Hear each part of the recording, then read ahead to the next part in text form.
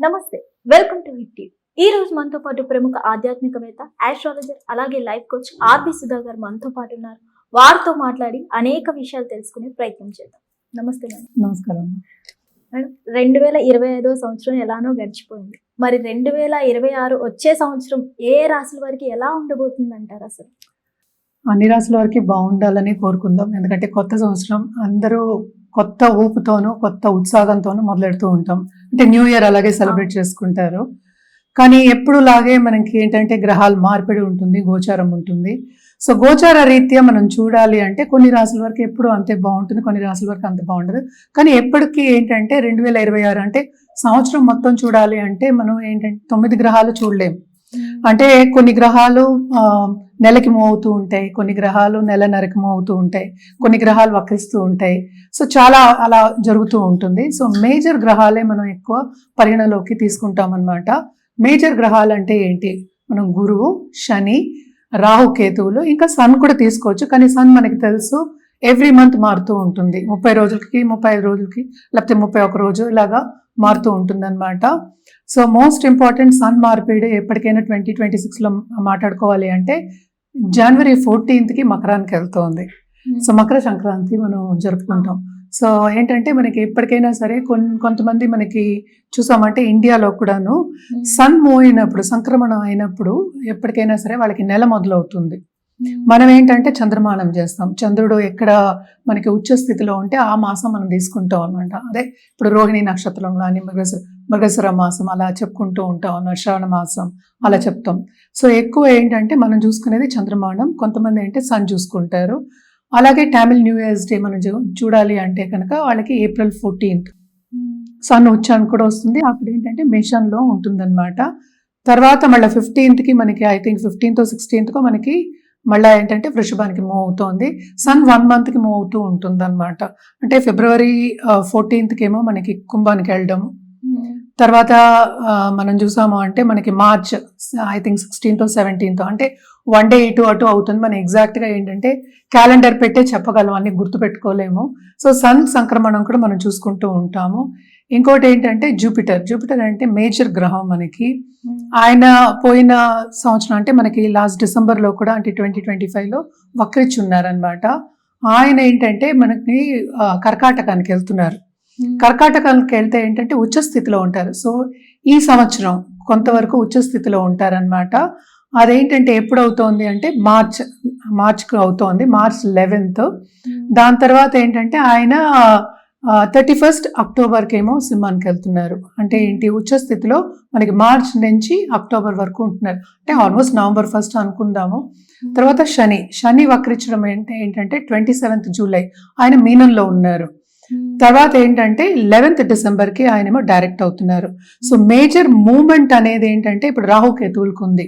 December 5th Rahu ఏమో మకరానికి వెళ్తున్నారు, కేతు ఏమో మనకేమో కర్కాటకానికి వెళ్తున్నారు. సో ఇవి చిన్న గ్రహస్థితులు, అంతే, మొత్తం మాట్లాడుకోలేదు. ఇంకా గ్రహాలు ఉన్నాయి. అంటే ఏంటంటే మనకి శుక్రుడు ఉన్నారు, బుధుడు ఉన్నారు, తర్వాత ఏమో కుజుడు ఉన్నారు. ఇవన్నీ కలిపే మనం ఒక రాశికి రాశి ఫలితాలు అనేది చెప్పడం జరుగుతుంది. సో ఆ మూమెంట్లేమో చాలా ఉన్నాయి అన్నమాట. సో మేజర్గా మనం చూసాము అంటే కుజుడు 45 daysకి మూవ్ అవుతూ ఉంటాడు. సో ఆయన వక్రించడం కూడా జరుగుతుంది. అంటే towards end of this year అంటే డిసెంబర్ 2025లో గ్రహ కూటమి అనేది మనకి ధనుసులో జరిగిందనమాట, జరుగుతోంది. సో ధనుసులో మనకి స్టార్టింగ్ ఆఫ్ ద ఇయర్ మనకి మార్స్ కూడా ధనుసులో ఉన్నారనమాట. సో అలాగే శుక్రుడు కూడా ఉన్నారు, అలాగే బుధుడు కూడా ఉన్నారు. సో అందరూ అక్కడే ఉన్నారు, మేజర్ గ్రహాలు ఉన్నారనమాట. సో జనరల్ ప్రెడిక్షన్స్ అనేది మనం రాశి పట్టి మనం చెప్పడం అనేది జరుగుతుంది. సో ఇవి గ్రహస్థితులు. సో మేజర్గా మనం చూసాము అంటే ఏల్నట్స్ అని ప్రభావం అనేది ఎవరెవరికి ఎక్కువ ఉందో చూస్తే మనకి కుంభానికి, మీనానికి, అలాగే ఏంటంటే మేషానికి ఉందన్నమాట. సో ఈ సంవత్సరంలో అంటే 2026లో శని మూమెంట్ అనేది లేదనమాట. శని ఏమో అక్కడే ఉన్నారు, అంటే మీనంలో ఉన్నారనమాట. సో ఇవన్నీ చూసుకుని మనం గ్రహస్థితులు మాట్లాడుకుందాం. జనరల్ ప్రెడిక్షన్స్ అంటే ఏంటంటే ఎప్పటికైనా మనం చెప్పేది, ఎందుకంటే రాహుకేతు మూమెంట్ ఉన్నప్పుడు కొంచెం డిఫికల్ట్ అయిన ఒక మూమెంట్ అనమాట అది. సో రాహుకేతు పూజలు కంటిన్యూస్గా చేయమనే చెప్తాం. అది ఒకటి కాకుండా నవగ్రహాల చుట్టూ ప్రదక్షిణ చేయడం అనేది వెరీ ఇంపార్టెంట్. అది ఏ రోజు అనేది మనం రాశివారీగా మాట్లాడుకోవాల్సి వస్తుంది అనమాట. మేడం, 2026 సంవత్సరంలో వృషభ రాశి వారికి ఎలా ఉండబోతుంది అంటారు? వృషభ రాశి వాళ్ళు మాత్రం ఎప్పటికైనా నేను చెప్పాను, లాస్ట్ ఇయర్ కూడా వాళ్ళకి చాలా బాగుంది, ఈ ఇయర్ కూడా చాలా బాగుంటుందనే చెప్పాలి. ఎందుకంటే 11th లార్డ్ ఎగ్జాల్టేషన్ లో ఉన్నారు. అది అక్టోబర్ 31st వరకు, మార్చ్ నుంచి 2nd హౌస్ నుంచి మన 3rd హౌస్ కి వెళ్తున్నారు. ఆయన రిట్రోగ్రేషన్ ఉన్నప్పటికీను చాలా బాగుంటుంది, ఏది పట్టుకున్నా వాళ్ళకి లాభమే ఉంటుంది. అంత ఈజీగా ఏంటంటే వాళ్ళ కెరియర్ పాత్ లో కూడా ఎవరైనా వాళ్ళని తీసేద్దాం లేకపోతే కిందకి దించుదాం అనుకునే వాళ్ళందరికీ కూడాను ఏంటంటే వాళ్ళకి ఎదురు దెబ్బలు తగులుతాయి, వీళ్ళు బాగానే ఉంటారు. కొంతవరకు ఏంటంటే సపోర్ట్ అనేది చాలా బాగుంటుంది, పెద్దల బ్లెస్సింగ్స్ అనేది ఉంటుంది. తప్పక ఏంటంటే కుటుంబ పరంగా పైకి వచ్చే ఛాన్సెస్, అంటే స్టేటస్ ఇంప్రూవ్ అయ్యే ఛాన్సెస్ కనిపిస్తున్నాయి. అలాగే ప్రమోషన్ మీద కానీ లేకపోతే ఇంక్రిమెంట్ మీద కానీ జాబ్ చేంజ్ కూడా మనకి కనిపిస్తుంది అనమాట.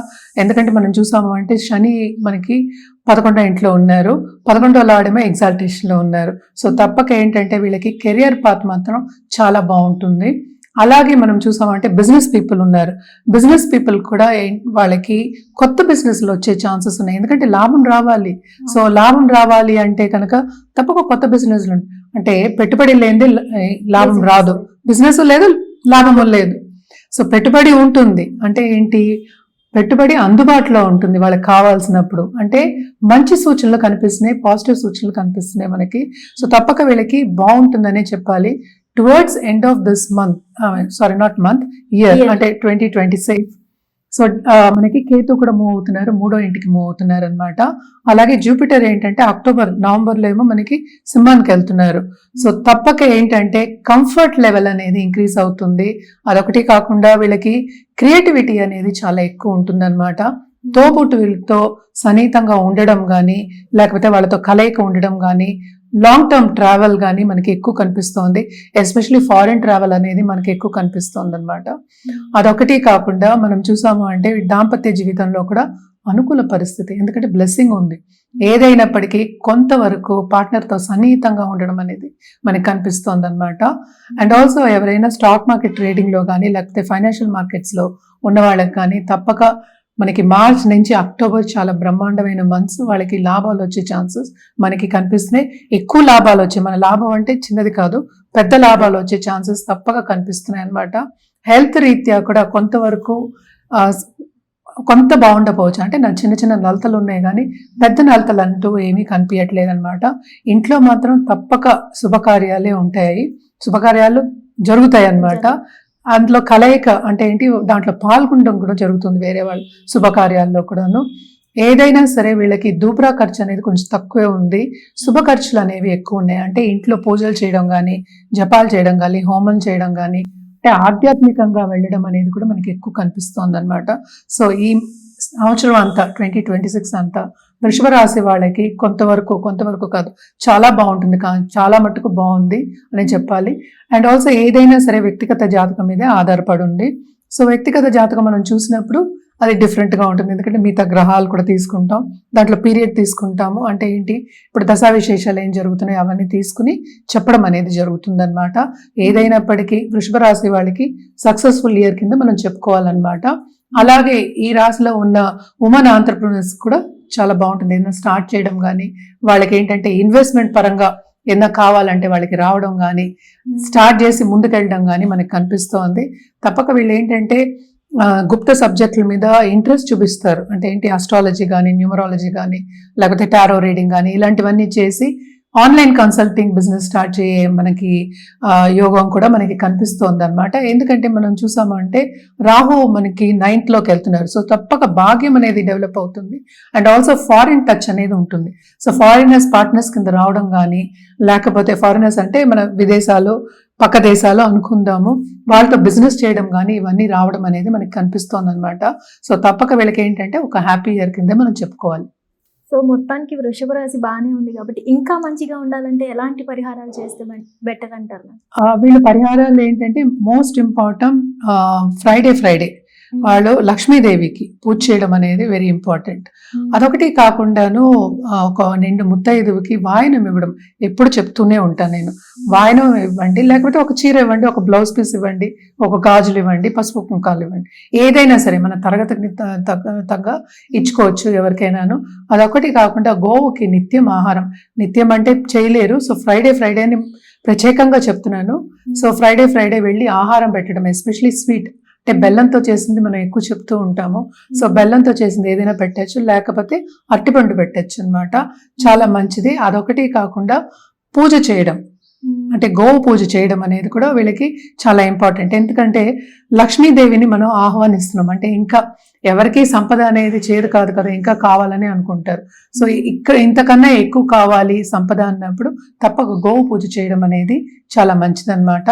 మన కలర్స్ విషయానికి వస్తే కనుక తప్పక వీళ్ళు రోజ్ కలర్, లైట్ రోజ్ ఉంటుంది, అలాగే డార్క్ పింక్ వరకు వెళ్ళొచ్చు, అండ్ సిల్వర్ యాడ్ చేసుకోవచ్చు. అది కూడా ఎప్పటికైనా సరే ఫ్రైడే వార్డ్రోబ్ లో యాడ్ చేసి చూసుకోండి, చాలా బాగుంటుంది అనమాట. ఇంకోటి ఏంటంటే పార్ట్నర్ కి సిల్వర్ కొనిపెట్టండి, అది కూడా చాలా సంపదనిస్తుంది అనమాట. మనం పరిహారాల కింద నేను చెప్పాను కదా ఇందాక, క్రిస్టల్స్ అవి వేసుకోవచ్చు. ఇది గుంజన్ మాల అంటారు. గుంజన్ మాల ఏంటంటే కంప్లీట్ గా లక్ష్మి అట్రాక్ట్ చేయడానికి అనమాట. మనం ఎప్పుడు అనుకుంటూ ఉంటాం కదా చంచల లక్ష్మి మన దగ్గర ఉండదు, ఇస్తూ ఉండాలి, అంటే రొటేషన్ లో ఉండాలి అనుకుంటూ ఉంటాం. కానీ గుంజన్ మాల యాక్చువల్ గా మనం దేవుడి గదిలో పెట్టుకోవడమో లేకపోతే మందిరంలో పెట్టుకుని పూజ చేయడమో అయితే తప్పక లక్ష్మి అనేది నిలబడుతుంది అనేది మనకి ఏంటంటే నమ్మకం అన్నమాట. అదొకటి కాకుండా ఇది ఎనర్జైజ్డ్ పిరమిడ్ అన్నమాట. మనీ గురించే, అబండెన్స్ గురించే. పైరేట్ మళ్ళీ ఏంటంటే ఇక్కడ మనకి టైగర్ స్టోన్స్ ఇవన్నీ ఉన్నాయి. పైన చూసావా క్రిస్టల్ ఉంది, అదేమో కాపర్ తోటి వైర్ పెట్టి మనం ఏంటి దానికి బ్లెస్సింగ్ ఇచ్చి ఆల్రెడీ ఎనర్జైజ్ చేసి ఇస్తాం. ఇక్కడ కూడా మనకి కాపర్ వైర్ ఉంటుంది. సో ఇది కూడా ఏంటంటే ఇంటికి గుమ్మానికి ఎదురుకుండా పెట్టుకుంటే చాలా మంచిది, డబ్బుని అట్రాక్ట్ చేయొచ్చు.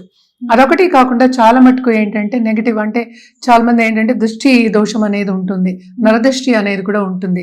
వాటన్నిటికి కూడా ఈ క్రిస్టల్ అనేది పనికొస్తుంది అంటే అన్నమాట. ఓన్లీ ఇంట్లోనైనా మ్యామ్, షాప్ వాళ్ళు బిజినెస్ చేసే వాళ్ళు ఉంటారు కదా, వాళ్ళు పెట్టుకోవచ్చు. తప్పక షాప్ వాళ్ళు పెట్టుకోండి. ఏదైనా సరే ద్వారానికి ముందు పెట్టుకుంటే షాప్ వాళ్ళకి ఇంకా ఎక్కువ కావాలి కదా. సో ఇదొకటి కాకుండా మనకి ఏంటంటే ఇంకా ఉన్నాయి మన దగ్గర, వాస్తు క్రిస్టల్స్ అని ఉంటాయి, అలాగే ఏంటంటే గోమతి చక్రాలు ఉంటాయి అన్నమాట, దాంతో పాటు ఉంది. అండ్ ఆల్సో నవధాన్యాలది కూడా ఉందన్నమాట, అలాగే రుద్రాక్షది కూడా ఉంటుంది.